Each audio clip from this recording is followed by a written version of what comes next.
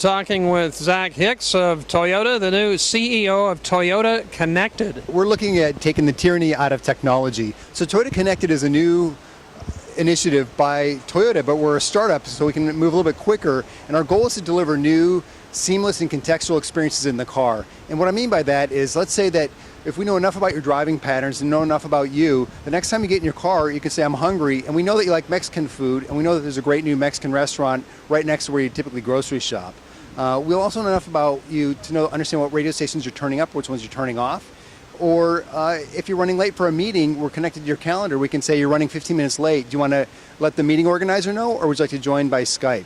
So these are some of the contextual and innovative things we're going to start delivering in the vehicle. I guess there's been a lot of privacy concerns about you're so connected that people are going to know where you're going, and if it ever came to some kind of a legal battle, then you're going to have to disclose what you know, and you're going to know a lot about the driver and his habits. We're one of the leaders in connecting with the NIST and setting up a privacy framework that works for everyone. And we understand if we betray our customers' trust, they're not going to buy another car from us. So we hold that trust at the highest level. But we also understand if people want to share their information with us, we can give them some really awesome experiences in the car that they haven't had in the past.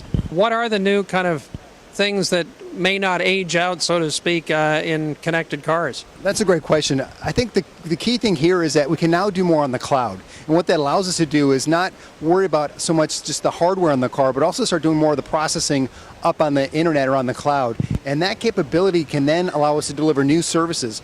So in the past, when you bought a car, that was going to be your ownership experience for the next 6 to 8 years. But now in the car, tomorrow and even the next day, we can start delivering new apps and new capabilities that didn't exist when you bought the car. We don't want to get too distracted and watch movies and play games, but are there any other features or apps that are becoming popular?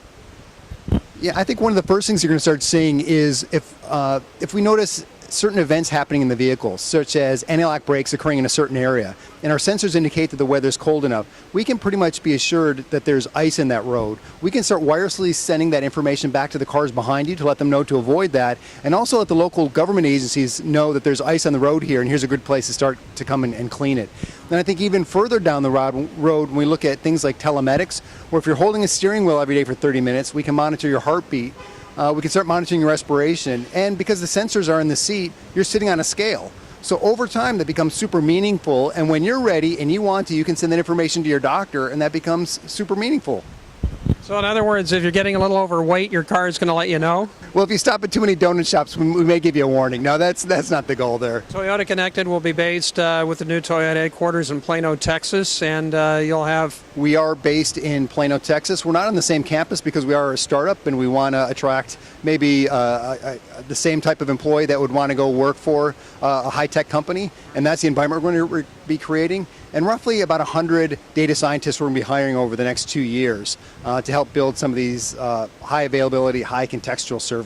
So when do you think the applications will be, reality in the vehicles? We think within about a year that we'll be able to deliver some of these new capabilities. You're already starting to see it today embedded in the vehicle, but over the next year or so, we'll start delivering some of these new services directly to the head unit. Do you still have a lot of touch devices as well as voice-activated instructions and feedback? I think today a lot of the services that we're seeing in the car and outside of the car really aren't great technology experiences. They could be a lot better, and it is through voice. And I think in the past, voice was a bit clumsy. You'd ask for something, it wouldn't recognize it. You just get more frustrated and you wouldn't use it. But we're already seeing that technology has really catapulted and is much, much better. And I think that the opportunity is for us to take a lot of the technology that's blaring in the cars today and dampen that down to keep you focused on the driving experience. But when you ask for a restaurant, we know enough about you to give you those restaurants that you like, or we can anticipate where you're going. So even before you reach for the center stack, we know that you're reaching for the radio station, and we'll light up that section of the head unit. So we'll make it a much more user-friendly experience than what it's been in the past. We want to give you a great experience that you haven't even thought of. So when you buy the car today, a year from now we're going to deliver you some cool stuff. And so the next time you want to buy a new Toyota or Lexus, all of that customization and that personalization will automatically go with you. So you won't have to start it all over again.